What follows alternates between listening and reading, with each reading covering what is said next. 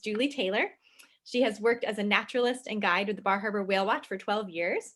She studied marine science and education at College of the Atlantic and has worked for organizations such as Allied Whale, Blue Ocean Society, and EcoHealth Alliance, conducting research and educating the public about whales and other marine life in the Gulf of Maine and beyond.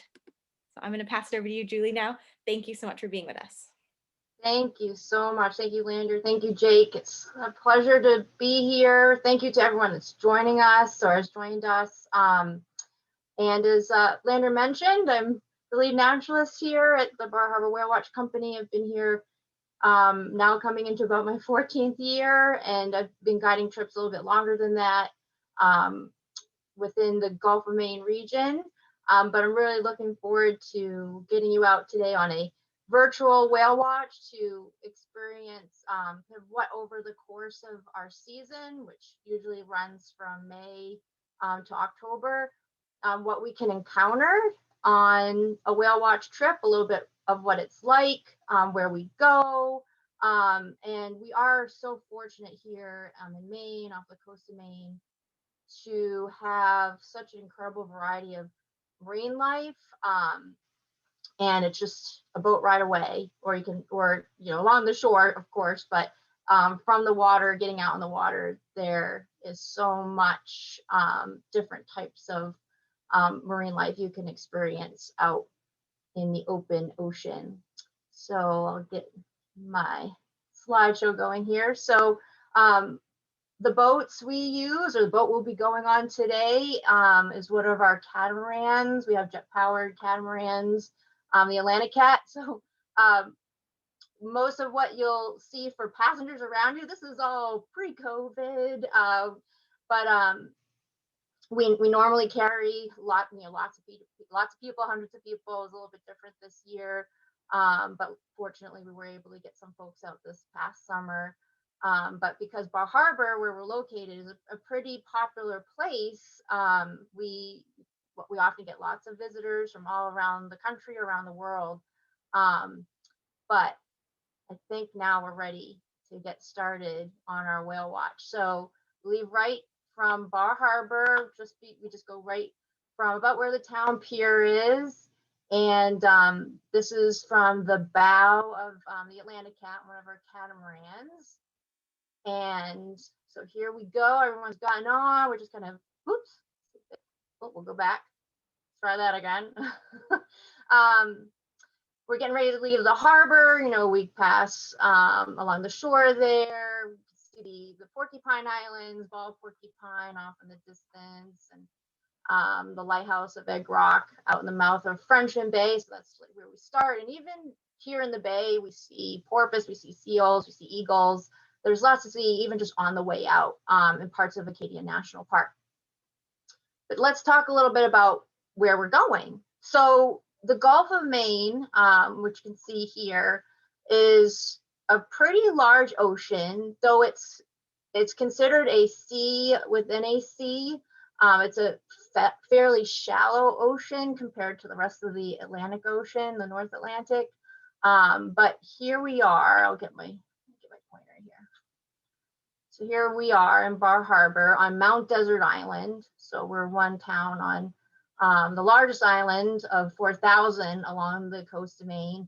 But the Gulf of Maine also consists of New Brunswick, Canada, Nova Scotia, the entire coast of Maine here, New Hampshire, and Massachusetts. So, and maybe in the comment section or in the box there, I wanted to see, you know, how many people have been on a whale watch before? Have you ever, or who's been on a whale watch? It'd be really interesting to see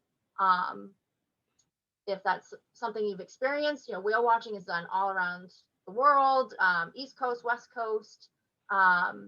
And it's really interesting when people come to hear their experiences. For many, it's their first time. And actually, it's really incredible to think like many people haven't been out on one before, but some have. And every place is a little bit unique. I hear people that have gone to Hawaii or Alaska, or off of Boston or Cape Cod. And it's just really interesting to hear their experiences and see if it's about the same or a little bit different. But every time you go out on the water, you're going to experience something a little bit different every time. And I think that's what makes whale watching really exciting. I've loved whales since I was a kid. Went to SeaWorld, went to the aquarium, and saw marine life in that kind of sense. But I think when you're out in the ocean and experiencing them in their habitat, it's really unique and really special. Hey, Julie.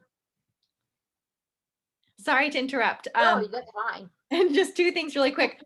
A couple of people have said that your voice is going in and out a little bit. And I don't know if you have any control over that or if you can like up your mic at all. But I thought I would just bring it to your attention. And I also just pulled up the poll for that first question. And so I will show everyone the answer in just a moment. Okay. Sorry about the sound thing. I'll try. Let me know, Lander, if it's happening again. I'll make sure to stop.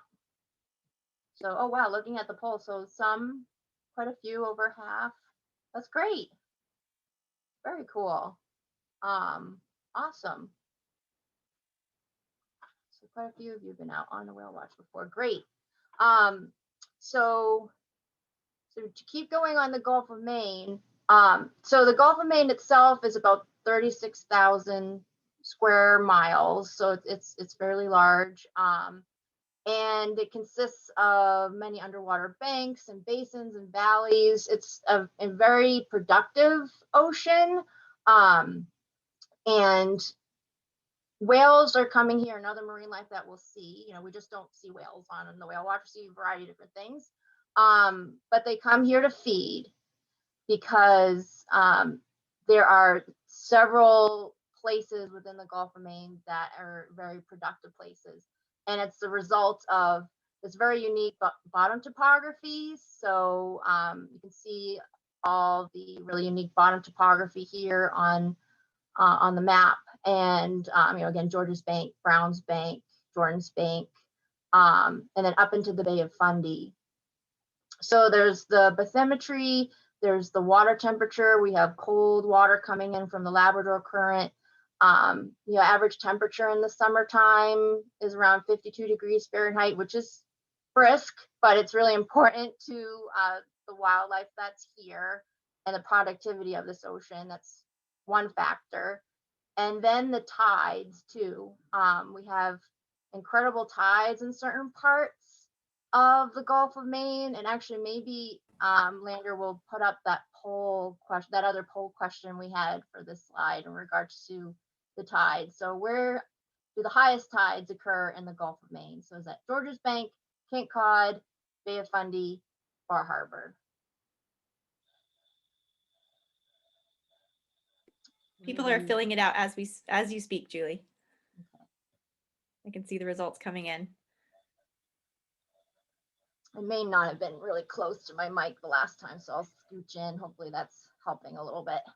Somebody did mention that they thought like when you turned your head maybe away from the mic, that if you faded out, so maybe if like your head is near the mic, it'll help. Yeah, I'm gonna keep myself like glued right here. I'm not gonna move far.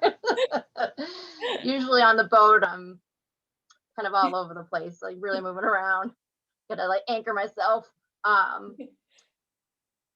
Okay, I'll share the poll results. Okay, ooh, let's see. Da, da, da. All right, awesome. So Bay of Fundy is correct. So very good. So as you can see, the Bay of Fundy up here, a lot of water comes in and out, and so they experience. And maybe you've been up there. Certainly for those who are joining us from Canada, if you've been there. Oops, sorry, go back.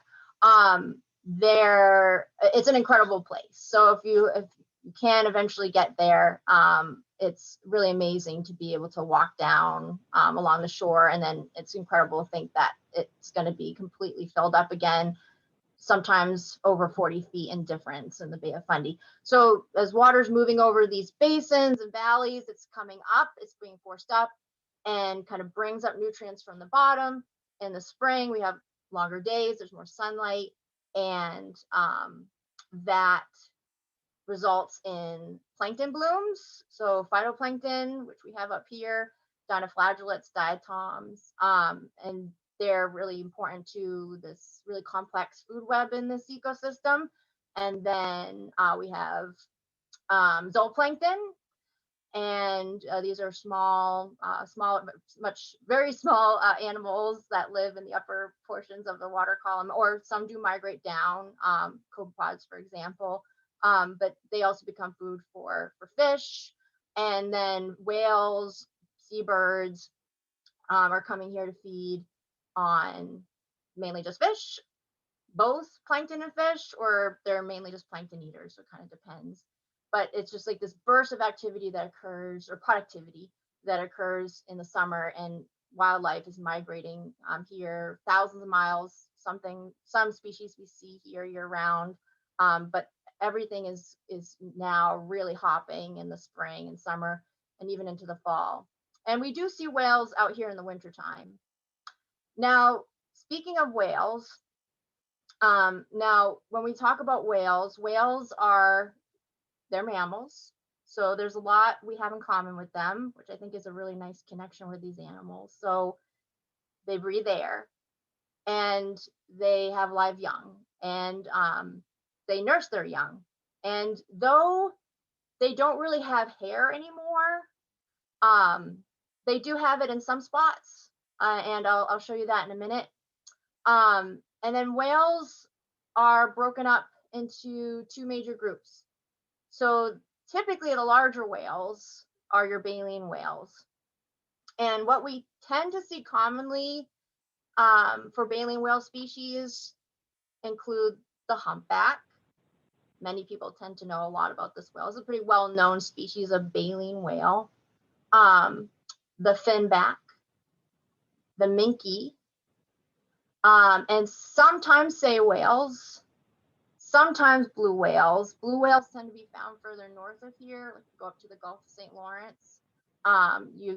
Good chance you'd find them here, or find them there rather. And then sometimes North Atlantic right whales. And I'll talk a little bit about why we don't see them as often later on in our trip. But as you can see here, a baleen is this really unique adaptation that this group of whales has in their mouth. So they don't have teeth as an embryo or fetus. Tooth buds kind of come out and they come back. They grow back into the gum line. But you'll see like there's actually different types of baleen whales. So even within baleen whales, you have another subgroup. So bowheads and right whales are in the same group because they have this longer baleen, and I'll show you some in a minute. I do have some with me right now. And then blue whales, humpbacks, fin whales, they're rorquals. They have these pleats on their throat, which allow their throat to balloon out, which you can see there in this image or this illustration. And they're lunge feeders, so they feed a little bit differently. And then gray whales, which you don't have here in the Gulf of Maine or in the Atlantic, you find them in the Pacific. They have baleen as well, but they feed in a much different way and on the bottom mostly. So their baleen looks a slight bit different. But while I'm getting the baleen, so I'm going to just stop sharing here for a second. While I'm getting the baleen, do we want to put up that next poll question?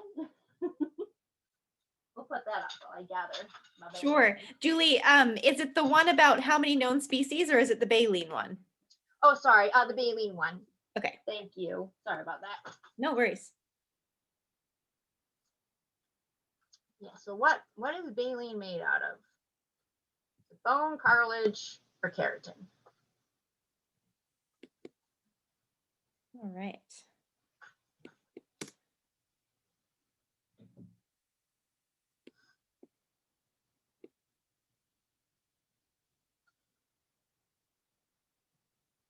That was a good question, Julie. We have a lot of different answers. Nice.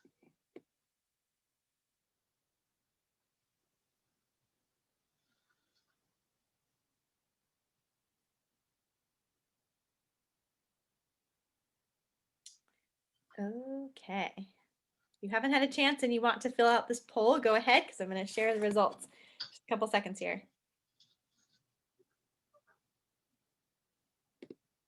Okay.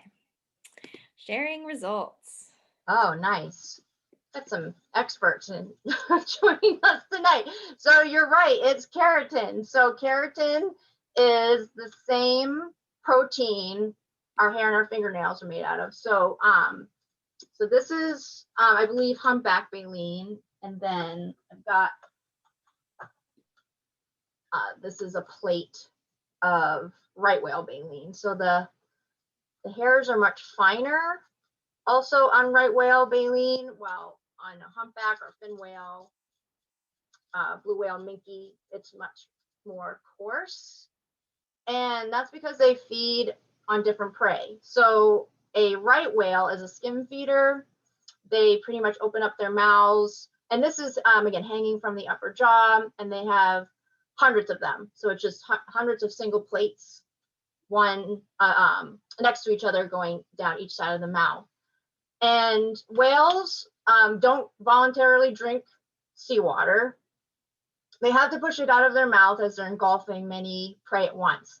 So as this is hanging here, there's kind of like a wall of hair. Finding Nemo kind of depicts it, you know, fairly accurately a little bit.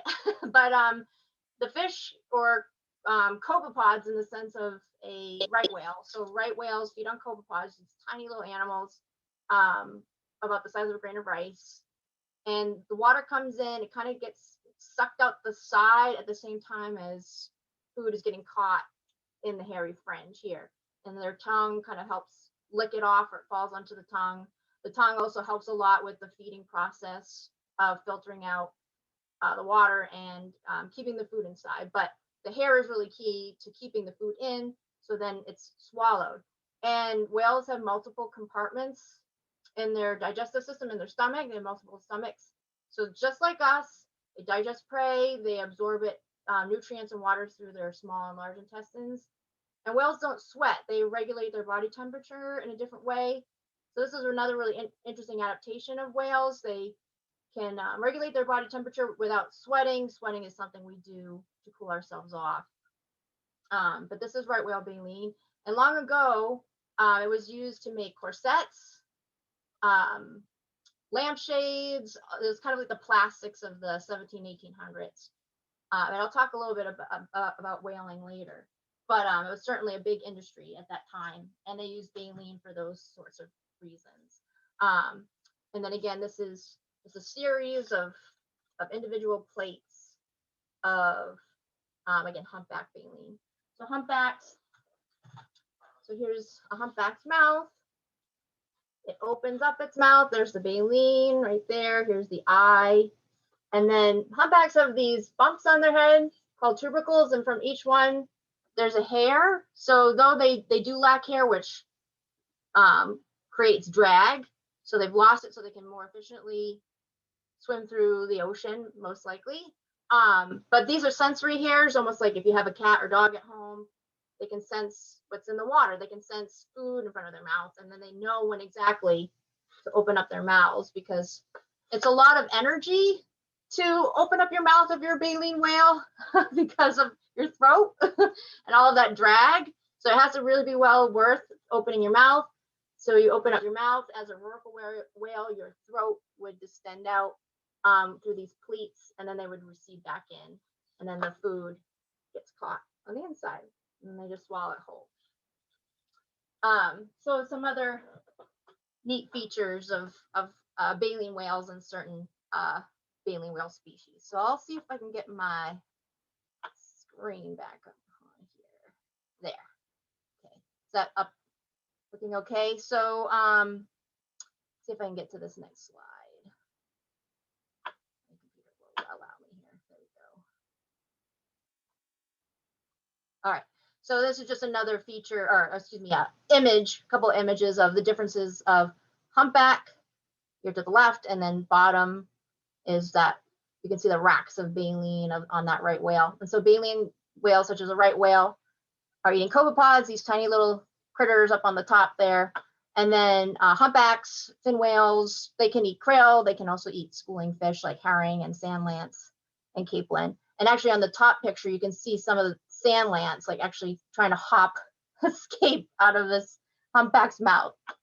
And then there are the tubercles I talked about on the top of the head and along the bottom jaw. Now there are also toothed whales. So that would include whales such as the sperm whale, orca, or killer whale. Now what we tend to see are Atlantic white-sided dolphins. Harbor porpoise are incredibly common around here. We see them year-round and quite frequently in the spring and summer. And occasionally common dolphin, but Atlantic white-sided are what we see fairly frequently. Orca tend to be found a little bit further north. Some of these other beaked whales, which are really interesting looking, are more offshore. Sometimes we see pilot whales, and we do occasionally see sperm whales. Maybe we'll see one today, I don't know. But we do see them sometimes, as well as even some common bottlenose dolphin. But toothed whales have teeth in their mouth. Dolphins and porpoise are different. They, and actually I may ask this question later, so this would be a little trivia for later. But what makes a dolphin different from a porpoise? Their size. As you can see here, the porpoise versus the dolphin. Their teeth. Their teeth are different. So porpoises have spade-shaped teeth. Oops, sorry about that. Spade-shaped teeth, while dolphins have cone-shaped teeth, and dolphins also have that longer beak. As you can see here, the porpoise has a little blunt little snout. And the sperm whale is the largest of the toothed whales, and they only have teeth on their bottom jaw, which is kind of an interesting feature of that species. So that's the difference between a baleen whale and a toothed whale, and those tend to be kind of the two bigger groups of this group of marine mammals. All right, so here we go. Let's keep going offshore here. We're riding along, so our boat usually travels about 30 miles an hour. Again, we're jet powered. We don't have propellers, which is really nice for all the lobster gear that's around, and the whales too. And speaking of whale, we have just sighted our first whale. All right, I'm going to show that again. See that again. All right, so here's our next poll question. Let's see if you can identify which whale we just saw. We're going to put that up there. You're going to have to see if you can identify, know what kind of whale this is. And while we're putting that up there, so I just want to mention whale sense, what that means. Oh, well, I probably just gave away the answer. My slideshow does not want to cooperate with me. Well, I gave away the answer, but that's okay. So the whale sense, I just want to really quickly talk about that. So we are a participant of the whale sense program, and what this essentially is, it's a voluntary program that whale watch companies join to help promote and follow whale watching guidelines, regional whale watching guidelines. And it's really important to understand that we're going out into the open ocean, into their habitat, into their backyard, essentially where they live. These are wild animals. Many of them are endangered. And we have to be really careful when we're, watching them. So that's why we're part of the whale sense program. So if you guessed fin whale or finback whale, you were right. So finbacks are really cool species. They're the largest we see. They're the second largest whale species. They can range up to about 75 feet and weigh about 80 tons. Though the ones we tend to see are probably about 60 feet long. They are a rorqual whale. They're very long, very streamlined. And this image on the bottom shows you just like what we saw, the spout or the blow. I don't know if you can see my pointer there, but the spout or the blow, then the back, then the dorsal fin, that's why it's called a finback, and then their caudal peduncle or tail stalk. And then as you can see, they don't lift their tail out of the water. They don't need to. They're negatively buoyant. So all they have to do is arch their back and they sink. Other whales do. We may see that later. But they're nicknamed the Greyhounds of the sea because they are very fast whale, almost like a torpedo. And being streamlined is an advantage because you can swim quickly towards your prey and more efficiently capture your prey. So they also have those pleats that extend down to their belly button. And their Latin name, Balenoptera physalis, essentially means a whale that puffs itself up like a frog, referring to those pleats. They also have a chevron and that dorsal fin, very unique dorsal fin that our researchers, so we carry a researcher every trip. So this is another project we collaborate with Allied Whale, which is based at the College of the Atlantic, and that's where I got my start in this field, is working with them. But the researcher on board is taking photos. And they're taking photos of the dorsal fin, which for every individual is unique. It's we have catalogs that are categorized by the dorsal shape. And also, similar to how a fingerprint is different for each one of us, makes us unique, they have that chevron pattern that's different. So the photographer or the researcher is photographing a series of photos along the left and the right side because it's shaped differently on each side, and the dorsal fin. And then this is a really cool image. This is from a plane. So this is another way scientists study whales, is through aerial surveys. And this is really helpful when trying to cover a pretty large area and survey and count the different species that you see in a survey over the water. So these are 3 fin whales. I love this. It really gives you an idea of just how long and streamlined these animals are. And then you can see you can see the pleats, the throat extending out here. So they may have been just feeding a little bit and then coming up, but then you can really clearly see the blowholes on top of their head. So as I mentioned, whales are air breathing mammals. They have to come up at some point to breathe, and that's what gives us the opportunity to see them. So just think of taking your nose, popping it off your face, and turning it around and situating it on top of your head.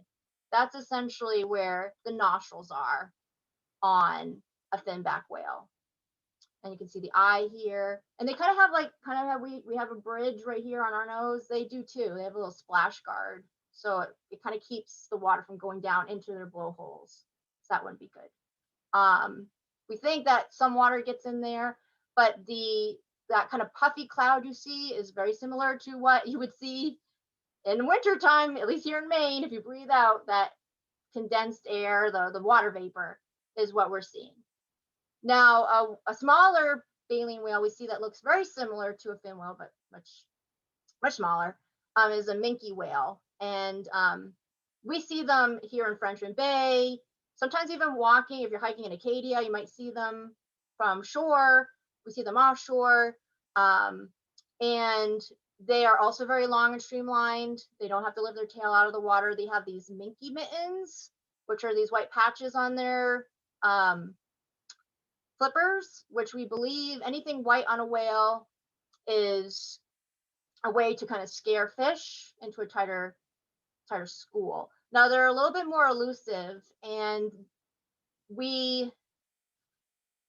sometimes we'll see them several times.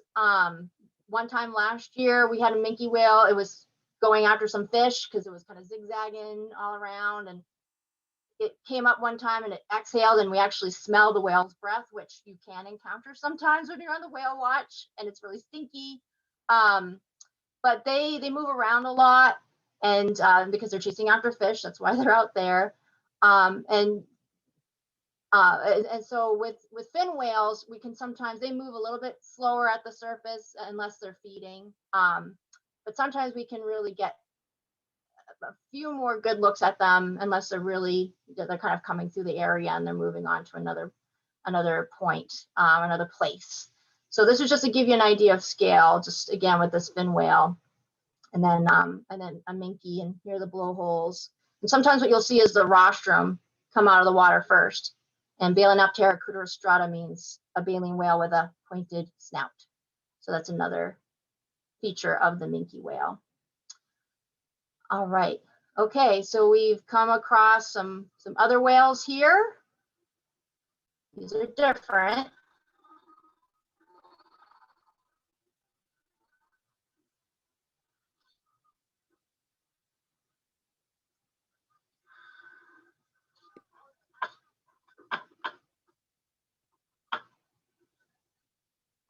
Okay, I'll play it again and then see if, I think we can put up another poll if you want, Lander, see if folks want to. I'll make sure that the next slide doesn't advance, but what's kind of cool as people are guessing or answering, this is kind of greenish water here next to the whale. That might help kind of clue you in as to what this is. They moved a little bit slower at the surface compared to the fin whale we just saw. They're a little bit more stocky, a little bit more rotund. So what do we think this is? Maybe I'll try playing the video. Right. A bunch of people have answered, Julie, and I'm just letting a few more people because the answers keep coming in, and then I'll share. Oh, no, I keep sharing the answer. my presentation wants to keep sharing the answer. It's okay. About a half people already already got it. Answered.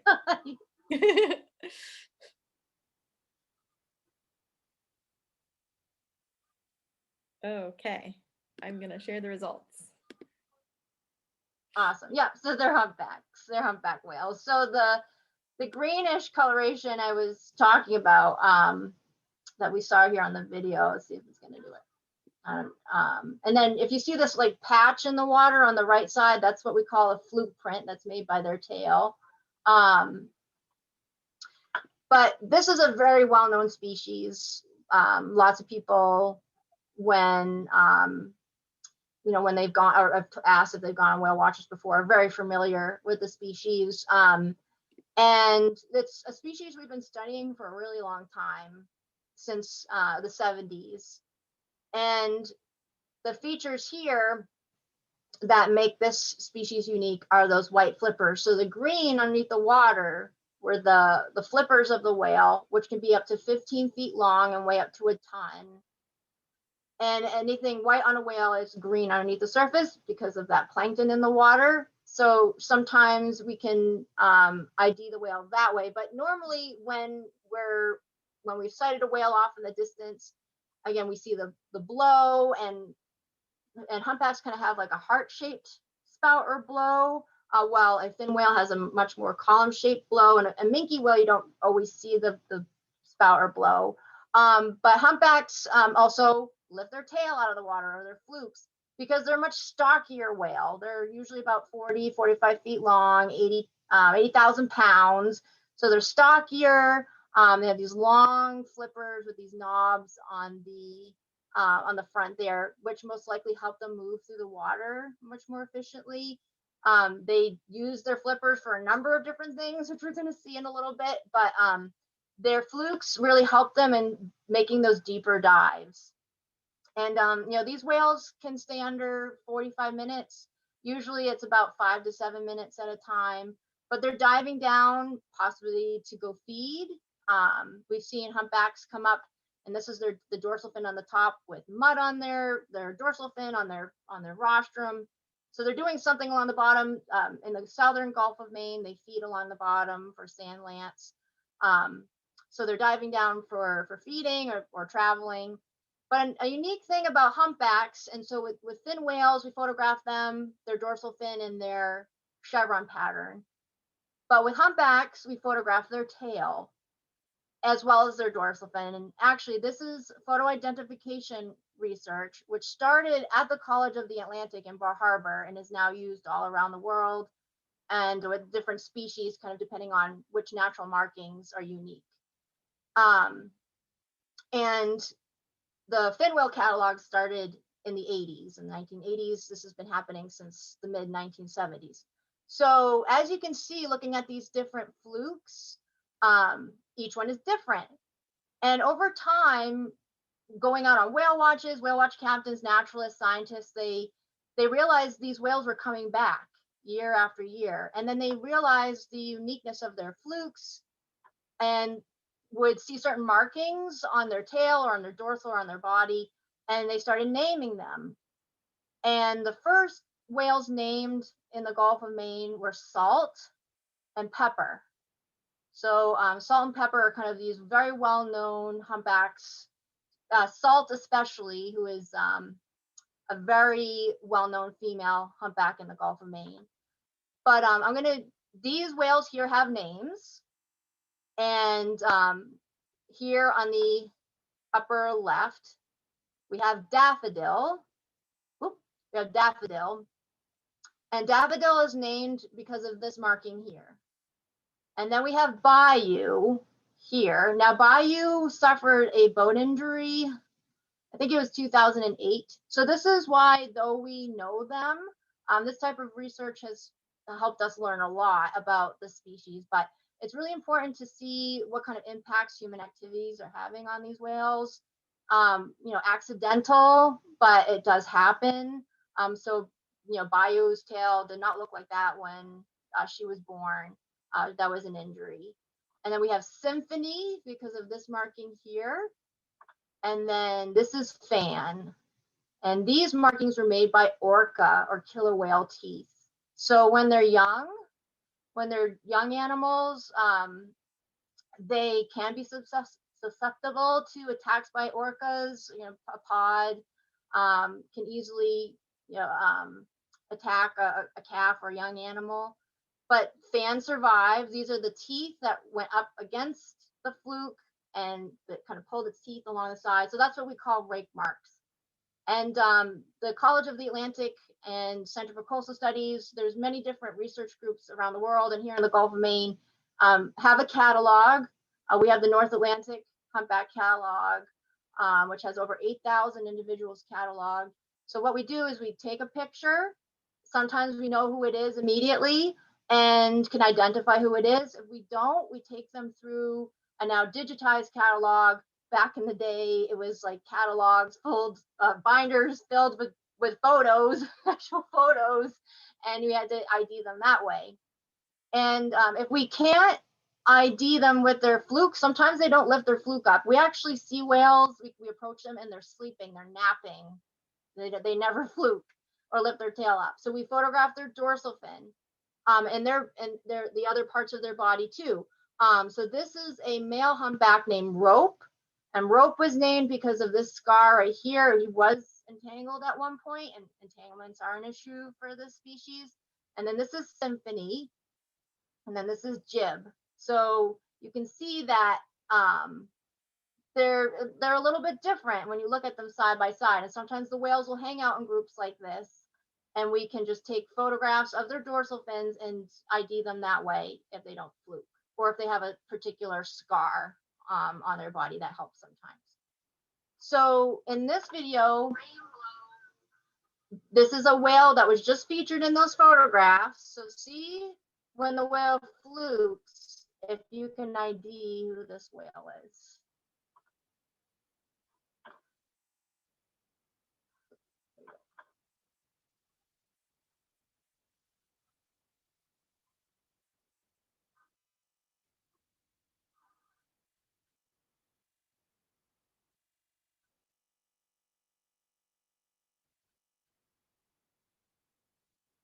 All right.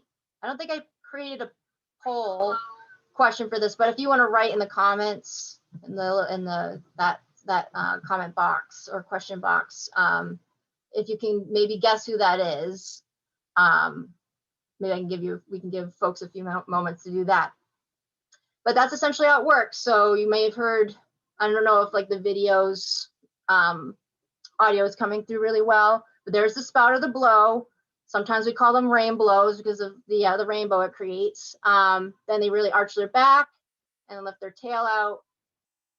And if anyone guessed Fan, you're right. So that was Fan. And we have seen Fan pretty consistently over the last few years. Colleagues of mine that work off of Cape Cod and Gloucester, that's where I grew up in that area. it's funny, we post photos on Facebook, and then they see the photos and like, oh, we just saw a fan like 2 days ago. So they're like, sometimes some of them are like really bebopping and traveling all over the Gulf of Maine, visiting different restaurants or feeding areas in the Gulf of Maine. So it's kind of, if you think about your town and different places you go in your town, like you go to the restaurant and you kind of like know certain people that might visit that restaurant. It's in a way kind of similar to whales, which I think again is just a really interesting kind of behavioral similarity that we have. Humpbacks do have certain spots they return back to. So this map is just showing what we've learned about their migration. And so humpbacks here in the North Atlantic, they go as far as Norway, Iceland, Greenland, and then here in the Gulf of Maine, and then they're traveling either down to the western coast of Africa, but many of them are traveling down to the West Indies, the Caribbean, and that's where they're breeding. So that's where they give birth, that's where they breed, that's where they mate. And then the following summer, spring, summer, they're back up in their feeding grounds. In the Pacific, they're going to Hawaii and then up to Alaska, or off British Columbia, west coast of the United States, and then they're breeding off of the coast of Mexico. And then there's a southern hemisphere population which feeds off the Antarctic, and then they're breeding either up, they're breeding off of Australia, Africa, South America. But the whales down there are now, they're feeding, and then when it's summer here, it's winter down there. So they never really meet due to seasons and geographical isolation. So they're all the same species, but they're different subspecies. And another really cool thing about humpbacks, you can trace their family tree. So Draco is a whale we've seen, Bayou we've seen, and Trident is a whale that I've seen in the southern Gulf of Maine. So we, just like we have a family tree, so do whales. And humpbacks, we've really been able to do that because we see them so often, and their population has grown, which is great because they were once listed as an endangered species. Just really quick, I know kind of running out of time, we're getting short on time, but these two whales swam under the boat. So on the left here, this is our fish finder, and that red blob is the whale, and it swam under the boat. So they sometimes do that. Sometimes they kind of trap us in one spot and we can't move. And then started doing this.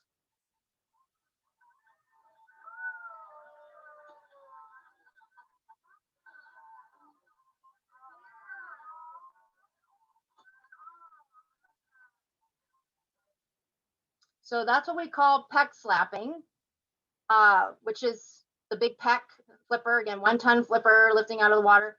And we can also photograph that and ID the animal that way. So they have special patterns on their, or unique patterns on their pec flippers. Sometimes we see them breach. It does happen sometimes. It's a little rare, but why they breach, why they slap their pec flippers on the water, we don't really know. We speculate it might be a form of communication.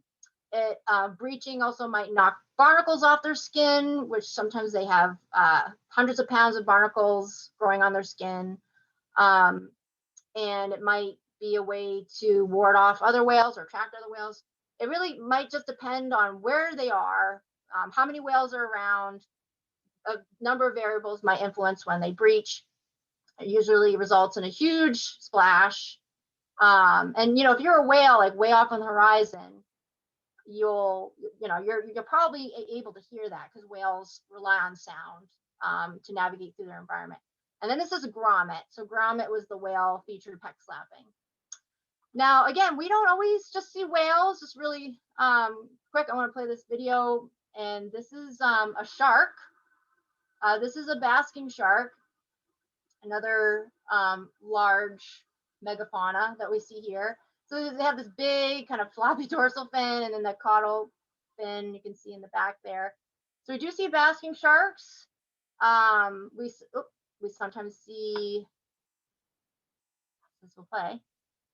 So we do see a variety of sharks in the Gulf of Maine. These are blue sharks that we saw several years ago. And we weren't sure if this was like blubber from a dead whale or basking shark, but sharks come to the surface and they eat dead things. They eat whale carcasses. So if there's something dead and floating, it's going to attract birds, it's going to attract sharks. So these are blue sharks, which are about several feet long, and they're a really neat species. And we do sometimes see great whites in the Gulf of Maine. You know, they have been around historically. You do see them fairly frequently off Cape Cod, but they are seen sometimes up here. And then this is a very special whale, which, as you can see along the bottom, you're not allowed to approach 500 yards because it's a critically endangered species. And this is a right whale tail breaching. So this is another behavior that right whales, humpbacks will do too. They pull their tail out of the water and slam it back down, and that's what we call a tail breach. And again, why it was doing that, we don't know, but we had to keep our distance. And with right whales, so they have callosities on their head, which I'll show you in a minute here, but there's a catalog for right whales maintained by the New England Aquarium, and our research assistant photographed the whale and they were able to ID it. And you can go online and look at this catalog. Some of them have names, but all of them have a catalog number. It's kind of like a driver's license number in a way. So, or social security number for the whale. But that's how we catalog these animals, so we can get an idea of how many are in their population, health of individuals. There's just so much of this information that's really important to helping us learn more about them and protect them too. So the North Atlantic right whale, they've been in the news a lot. They are critically endangered. There's only about 360 estimated in the population. Their population has been quite low. It did climb for a little bit and then it dropped. But right whales don't have a dorsal fin, so that's why they're struck by boats often. They're dark. It's really hard to see them, so boat strikes are an issue for this species. But they're really, really neat animal. They feed on copepods. They have these cornified patches of skin that rise up, and that's what we call a callosity. And whale lice or cyanids live on them. And each individual has, which I'll show you in a second, a different pattern, thus the catalog. But this is their range, and they're highly monitored species, which are monitored through aerial surveys, boat surveys, acoustic buoys that are in the water that alert shipping traffic of their and fishermen of their location. But right now, so if you live off the coast of the Carolinas or Georgia or Florida, especially the East Coast, right whales are down there. They're giving birth. And I did aerial surveys a long time, a lot longer than that. But in 2010, 2011, I flew aerial surveys. And so you're pretty much 1,000 feet above the air, or above the water rather. And you stick a camera out the window and you photograph their callosities, which you can really, sorry, that keeps changing, but which you can really see from the air. So we photograph that, and the sweet little calves are so cute. Stick very close to mom. And so you can see like a little bit of a difference between, actually this is, I think, the same whale it looks like, because the scarring looks the same on the tail too. Now, sometimes when there's right whales around, we see a lot of these birds. These are petrels. So we see a lot of pelagic seabirds. So if you're into birding or birds, whale watching is the thing to do, because we get out and we see a lot of really unique species. They feed on plankton. They're also known, sometimes they're called Jesus birds. It looks like they walk on water. And they breed down in the Antarctic, which they're doing right now, and then they'll fly back here for the spring and summer. So again, just their migrations, the migrations of these animals are incredible. And then we have some toothed whales. We've got some dolphins. See if this will play.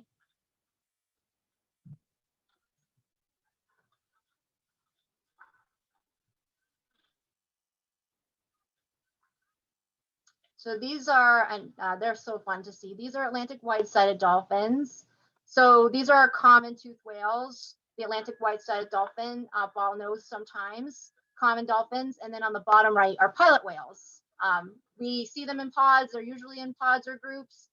Baleen whales sometimes hang out in groups. We're learning a little bit more about kind of the social aspect of baleen whale behavior. Still trying to figure out a little bit more about that. And other baleen whales, but these whales or cetaceans or toothed whales are normally found in groups or pods. I mentioned the porpoise. We see them quite commonly here. So Atlantic white-sided dolphin is more 7-9 feet. Pilot whales are larger, more like 12 plus feet. Porpoise are about 4 to 5 feet. They're really fun to see, though. Again, if you go kayaking, if you're in the bay or kayaking along the coast of Maine, most likely you'll encounter them. And they have a blunt little snout, spade-shaped teeth. And this summer we saw them corralling lots of schooling fish here in Frenchman Bay. And where you find whales, you'll find birds, and where you find birds, you'll probably find whales, because they're both feeding on plankton and our fish. These are greater shearwaters kind of hanging out, now flying away. You'll see the dolphins in the background there. So those are greater shearwaters. And then we see other things such as, skuas sometimes, the northern gannet, the cousin to the blue-footed booby here in the Gulf of Maine, incredible diving birds, Manx, greater sooty shearwaters, leeches and Wilson storm petrels, and northern fulmars and phalaropes. So I could do a talk just on birds, but there's so much variety out there. And the more birds we see, again, the more likely we are going to find whales out there too, because they're feeding on fish and or plankton. And just really quickly, some other really interesting animals we see out here. I don't know if you've ever seen this interesting creature, but this is an ocean sunfish, or a mola mola.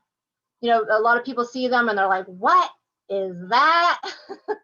There might be a YouTube video you know very well from off of Massachusetts, but they are the largest bony fish in the world.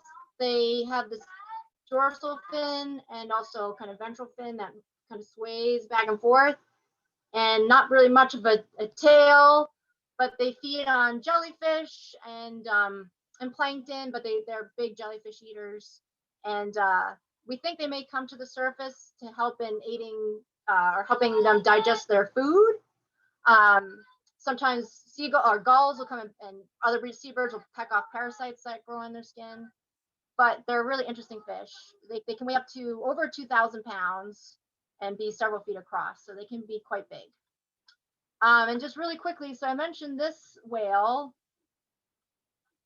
I don't know if we have time for a poll, but see if you can guess this whale and what it is. I mentioned it earlier, and that we might see it earlier, or see it at some point.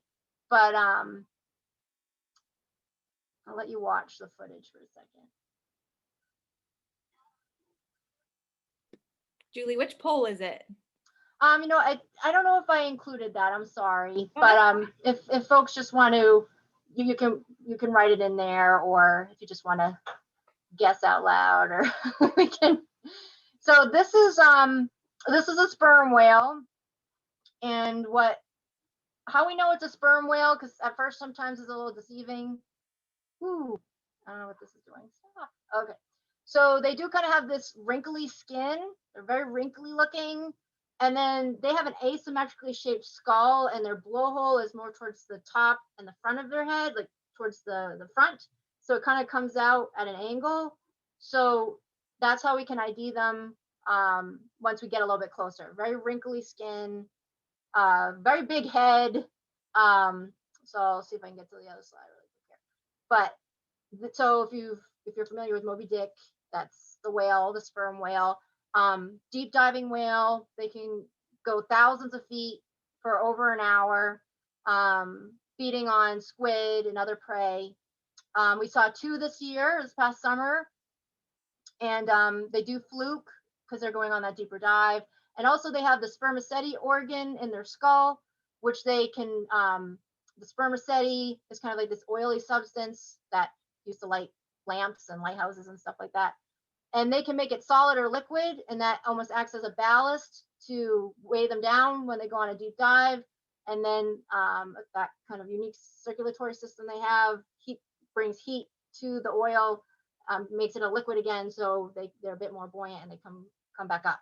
So they have this really interesting physiological process that happens within their skull and with the spermaceti organ. That's why they were hunted. And other whales, they're hunted for their oil contained in their blubber, or the spermaceti organ for the sperm whale, and their baleen too. And I might have to just go through these really quickly. I'm sorry, I'm running out of time, but we do see seals. That's like little harbor seal there, even far offshore, but they are semi-aquatic marine mammals. You'll see them hauled out on ledges.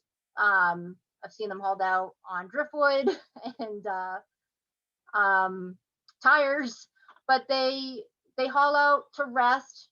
So if you've seen seals before, they're hauling out in the summertime to molt in the spring for harbor seals. These are harbor seals on the left. They give birth in the spring. Gray seals are giving birth right now in the winter. And then you can see they're quite gregarious. They haul out in these large numbers sometimes, with hundreds of them lying out on the rock. So a harbor seal has more of this cocker spaniel dog looking face. A gray seal has more of this long kind of horse-like head. So that's how you can identify the two species. All right, so we're just going to skip that one for now, but just really quickly, so people ask us about puffins. You can see them here. We go to Petite Manan, which is this island about 18 miles from here. It's part of a wildlife refuge, and it has the second tallest lighthouse. But we go out there on one of our tours to see puffins, which are a unique species to Maine because we're at their most southern range, and they nest here in the late spring and into midsummer, and then they fly offshore and they're out in the open ocean for the fall and the winter time.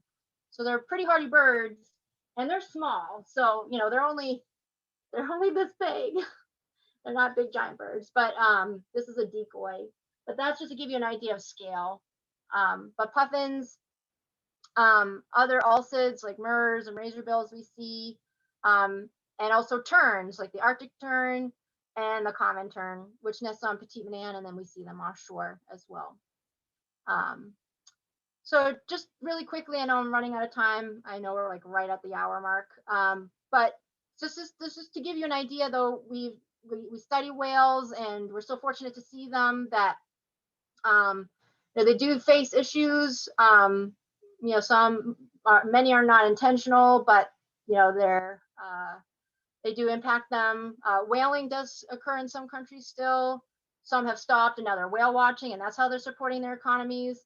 Entanglements in fishing gear is certainly a big issue, especially here in Maine. And the fisheries community and the scientific community are working together to come up with some kind of solution. So partnership is always really important. Vessel strikes are an issue, so that's why we follow guidelines. Noise, because they rely on sound. Chemicals that go into the water, plastics and things like that, which also can harm their habitat. And any kind of disturbance through sound or any human caused or human related activity or something we just have to think about. And I usually want to make sure people can leave a presentation, thinking about what they can do to help. And I bet there are many things you already do to help the ocean. But from recycling to using a reusable water bottle, and contacting your elected officials, and supporting nonprofits such as Allied Whale, who we work with, so they continue their research, keeping business local, so you kind of reduce your carbon footprint. And if you go on the water, that's great. If you're going out there to enjoy wildlife, that's awesome, and that's really important. It's just important to remember that there are guidelines, and to just be really careful around whales and other wildlife. So being a responsible boater and being a good example out on the water to other boaters is really important. So with that, I'll wrap it up tonight. I'm sorry I went over, but if there's time, I'm happy to stick around for questions, and just to thank the folks that helped make this presentation possible. And thank you so much for having me. I hope everyone enjoyed it, and it felt nice to talk about whales and reminisce of the days we'll be back out on the water again. So thank you. Thank you, Julie. That was wonderful. And there's lots of praise in the chat box saying it was a wonderful presentation and so informative and entertaining. Maybe we could stay on for, I don't know, like 5 extra minutes and answer questions if people would like to stick around. And if you have to go because it's the hour, don't worry. Thank you for joining us. Let's see.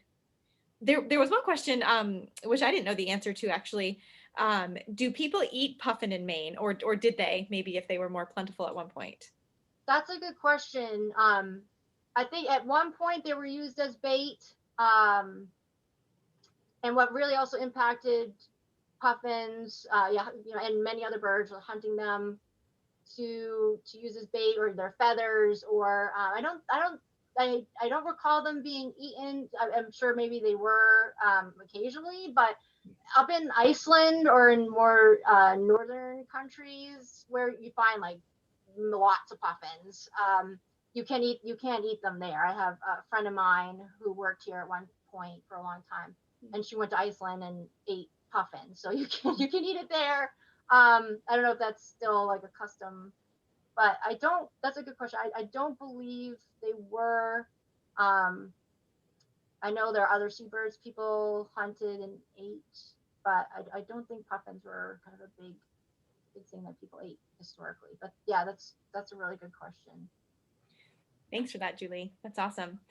Jake, do you want to pick one more question in the chat box? And then we have at least one hand that's raised, and I could. I would be. There was one that stuck out to me, and I glossed it because there was so much praise for you, Julie. It's like all the way up there now, but I remember it. And the question was mating patterns. Is that a lifelong thing? Is that a seasonal thing? How does that work specifically for some of the whales that you spoke of? Yeah, that's a great question. Excuse me. So for baleen whales, at least kind of speaking within the North Atlantic, or certain species. So humpbacks we know a lot about. They are polygamous. So the females will head south, and the males too. That's a lot of what we believe their singing is all about, is to possibly show fitness to females or attract females. They're really just incredibly fascinating animals. Even their songs and the sounds they make are very unique and actually quite complex in regards to kind of like their social behavior and related to mating possibly. But so that's happening now in the Caribbean region, and then they're back up. If they become pregnant down there, they're pregnant for a year, give birth the following winter, then come back with their calves. With toothed whales, we find that that's sometimes a little bit more complex because they're in these really tight-knit social groups. So sometimes males will stick around with their large female group and then eventually leave and go out on their own or form groups or pods with other males.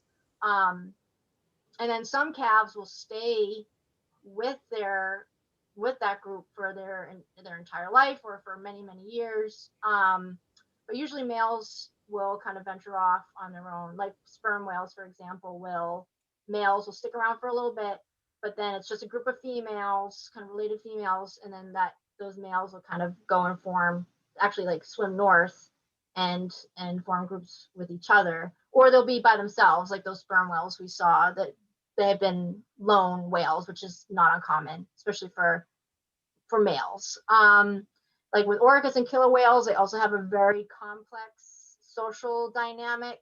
The various pods have been intensively studied in the Pacific Northwest. They've tracked those individuals for generations, and I don't really know a lot about breeding behavior for orca, that's a great question because we just don't see them here much. But other baleen whales, so like minkies and fin whales, there's still a lot about them we don't know. They're at times really hard to track unless they have like a GPS tracker on them. But we're learning more and more about, I think, where they're going, and we speculate where they go, just maybe a little bit not as far south as humpbacks, because humpbacks like build up that big layer of fat so they can go further, while we think fin whales may breed off of like somewhere in the mid-Atlantic region or so, and then return back to the feeding grounds later. And yeah, minkies, they're just so erratic and sometimes really hard to study. There's still more work to be done there. But sorry, I hope that was a little long-winded answer. Sorry. But that's yeah, it kind of depends on species and season. But humpbacks have kind of been what I've kind of focused on in my career here, and have learned a little bit more about just based on studies I've done or research I've participated in. And then right whales, they give birth down off the southeastern portion, but we are still trying to figure out where they breed. There was a hypothesis that maybe even in the Gulf of Maine they were doing that. They could. They'll see them in these SAG. We call them a SAG, a social active group, at the surface, and it's one female and a bunch of males, and they're all like trying to mate with her. And she'll even roll up on her belly. It's just very interesting, like their mating behavior. But we've seen that like up in the Bay of Fundy and another part, up in the Bay of Fundy where they used to be quite frequently. So we've learned a lot, but there's still so much we are still trying to understand about these animals, because so much of their life is below the surface. The technology, now we're learning more, but we only see about 10% of their life, what goes on when they're at the surface. So yeah, there's lots to learn about that too, learning stuff all the time.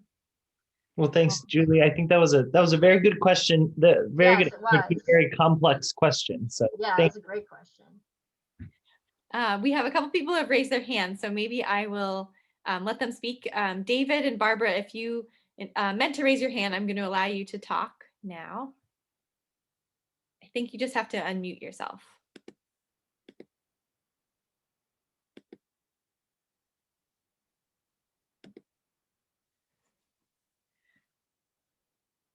And if you just accidentally raised your hand, that's okay too.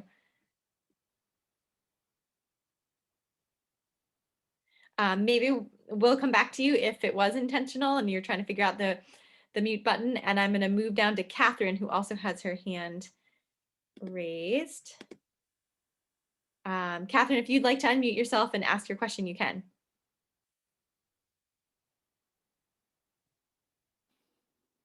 I'm not sure whether you want this. This is Jim. Can you hear me? Yes. Okay. I am with Kathy Geinger's partner. She couldn't be here today, so it's me that was asking. First of all, thank you. Kathy and I have lived here many years. We were taught at the University of Maine, and I have to tell you that this presentation is one of the most exciting that I experienced in my very long years of teaching at the university. Well done. Thank you. Oh my God. Kathy could not be here because she, for a variety of reasons. Is there some way that she can access this in some other time or in any other way? Yes, we will have a recording of it, and it will only be up for 1 month, but whoever didn't get a chance to see it will have 1 month to view it as many times as they like. Great. Thank you very much. Again, you guys did a wonderful job. Thank you. My congratulations to you. Thank you. Thank you so much. Thank you.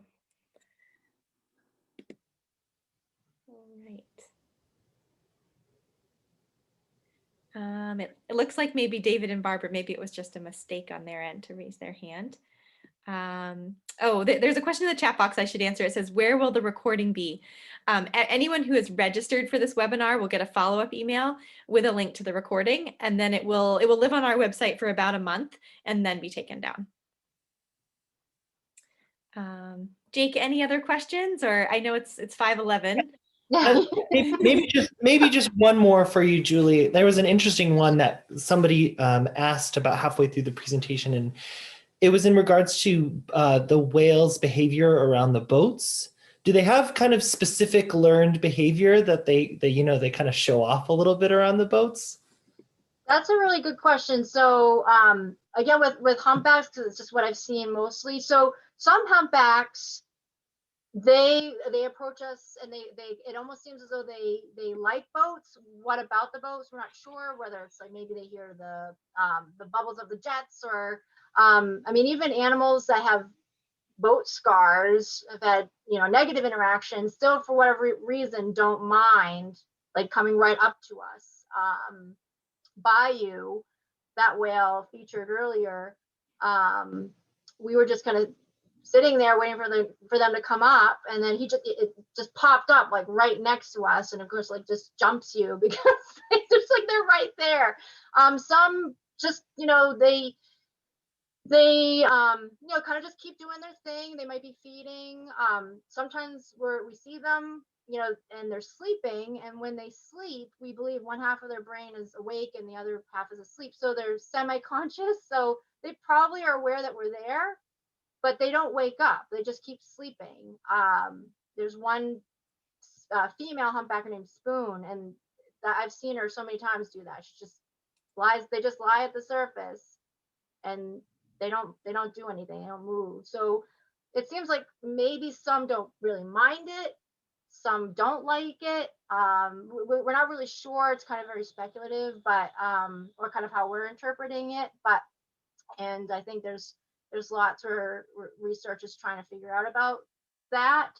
But from kind of what I sense, what I've observed, I think some are like, okay, the boat's there, but I'm busy. We're busy feeding or doing our thing.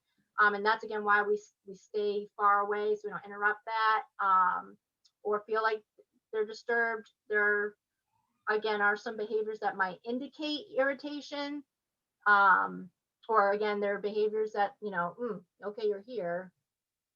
I don't really seem to mind that you're here. We're just going to keep going on with sleeping, or calves sometimes, like they're left with us, or we think that's what the mom's doing. She goes and feeds, the calf stays with us and just hangs around, is looking at us. I mean, sometimes they come right up to you and they're like looking at you, or you're like, gosh, so it's, yeah, I think there's that connection there, and especially with the whales we've seen for like years. It's like, oh, that's so and so, they do that all the time. You kind of like get to know them in that way.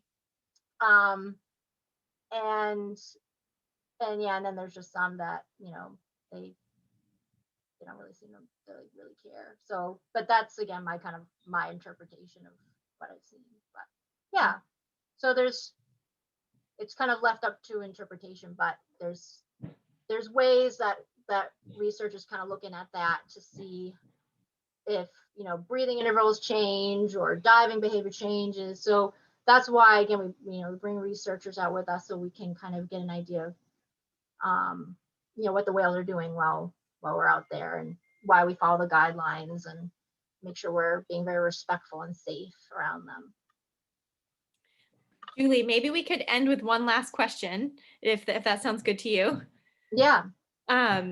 So somebody's asking, do small boats all need to stay 500 yards away from anything that looks like a whale? Yeah, I mean, to be safe, I mean, it kind of varies with species. I mean, 100 for most others, but I would err on the side of caution, especially if you don't know what it is. With right whales, it's a law that you have to stay that distance away. And it's always best to err on the side of caution, because a whale can go down. You don't really know where they're going to come back up. And so that's why we kind of like really carefully watch them for a bit. And we only get to a certain distance, and for your safety too, like depending on what vessel you're on. Like I went out on a smaller boat one time, and it's really incredible, like the difference. And you're kind of like, oh, I mean, they're really powerful animals. I mean, I don't know if there's really evidence out there that they're of like intentional. I think there are some cases that have been looked at, but but sometimes it's just accidental. It's like being in the wrong place at the wrong time. So yeah, I think it's just best to be safe. And you can find the regional guidelines online through Whale Sense or NOAA Fisheries, and that kind of will break it down as to what the etiquette and what the laws and the regulations are when you're out there with them. Especially if there's more than one boat around, and there's ways that they've figured out to make it.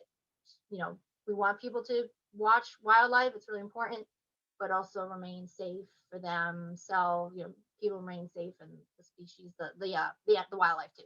Yeah. Well, thank you again so much for sticking with us a little bit longer to answer questions. Julie, thank you so much for being with us. It was so interesting and so fun to have Thank you. you, Julie.